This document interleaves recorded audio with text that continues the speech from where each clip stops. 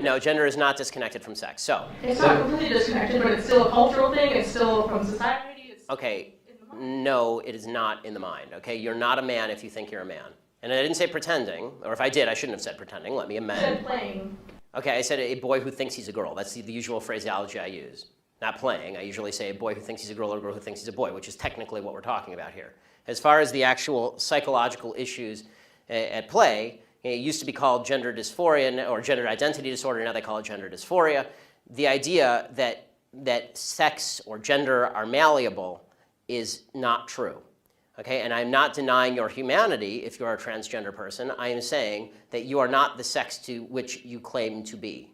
You're still a human being, and you're a human being with an issue that I wish you Godspeed in dealing with in whatever way you see fit. But if you are going to dictate to me that I'm supposed to pretend that men are women and women are men, no. My answer is no. I'm not going to modify basic biology because it threatens your subjective sense of what you are.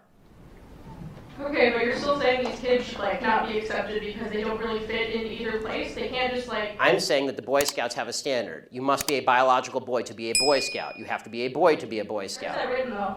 Okay. In the name Boy Scouts. Because this is a very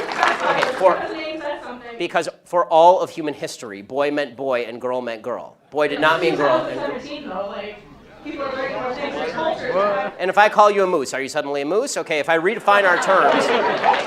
No, yes, that's right. Men and women are a completely different thing. This is true. Have you ever met a man or a woman? They're completely different. You can't just say you're a cat. It's not a thing. It's genders. It's not saying you're. Okay, why is that? I don't understand. Why? Okay, let me ask you this. Okay, I won't ask you how old. I will ask you how old you are. Okay, because you're young enough that it's probably not insulting to ask you. So. I'm 22, so I'm probably young and naive, right? No. Why aren't you 60? Why aren't you 60? Because it. And why can't you identify as 60? What is the problem with you identifying as 60? Because it's not the same as gender. You can't just. You're right. Age is significantly less important than gender. You can't magically change your gender. You can't magically change your sex. You can't magically change your age. You can still legally change it. People recognize. You can't legally change your age, by the way. Obviously, you can change your name, you can change your sex, you can change your identity. Just because you can do things legally doesn't mean that they are correct biologically. You could do lots of things in the past that were incorrect biologically and correct legally. Right. I still don't understand how you're accepting these children that are. It's not a matter of open-minded and accepting. I want them to get treatment that they see fit, but that's not involving me. The idea behind the transgender movement as a civil rights movement is the idea that all of their problems would just go away if I would pretend that they were the sex to which they claim membership. That's nonsense. The transgender suicide rate is 40%. It is 40%. Do you think it could be because of they're bullied at school? No, I don't think that. I do not think that the discrepancy. Normal suicide rate across the United States is 4%. The suicide rate in the transgender community is 40%. The idea that 36% more transgender people are committing suicide because people are mean to them is ridiculous. It's not true, and it's not backed by any science that anyone can cite.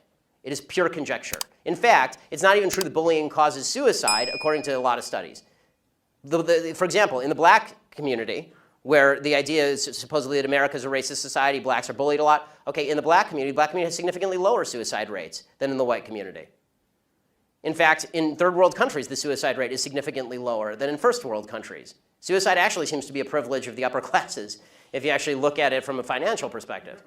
So the idea that suicidality is directly a result of people like me saying, no, men are not women and women are not men, it's not true. It's also. So you think it doesn't impact their identity at all, or their depression, or how they feel about themselves? I think the idea that you're going to sacrifice the entire society's proper definition of sex because you think that there is in legal terms, somebody with an eggshell skull, meaning that somebody who has a pre-existing condition that makes them more susceptible to criticism, that is not a way to run a society. You can't sacrifice truth because some people are going to actually suffer because of the truth. Plus, there's no evidence whatsoever that the suicide rate would go down in the transgender community in any marked way if people just started pretending that men were women and women were men. We're trying that experiment now. We'll find out whether it works. So far, no evidence.